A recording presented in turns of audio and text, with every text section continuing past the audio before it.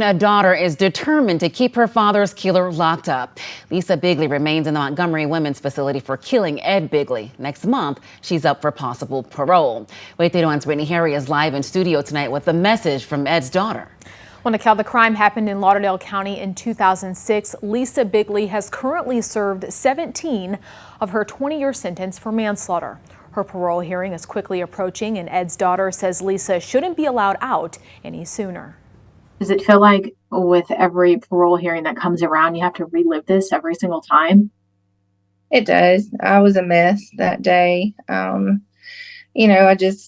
miss my dad. 14-year Navy veteran Ed Bigley died after being shot 9 times by his wife Lesia Bigley in a premeditated attack. It happened nearly 17 years ago, but for Ed's daughter Shay Willis, sometimes she says it feels like it was yesterday. He was a great man. I loved him. He would call me, we'd talk 10 times a day, in between my classes at school. And, he was really just my best friend, just a great guy, fun loving. A man, she says, who certainly didn't deserve what happened to him. And she was certifiably, crazy. She would call and leave voice messages, and he was recording them and he was sending them to me.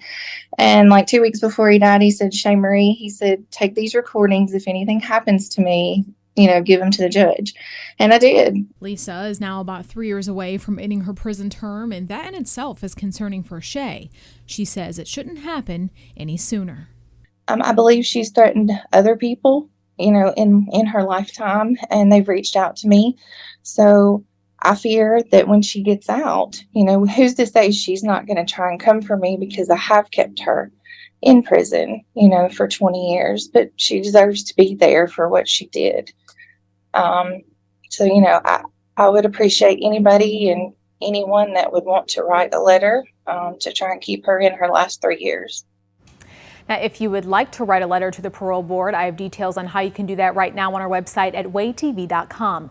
It must be done at least 5 days before September 21st. That's when Lisa's parole hearing is scheduled.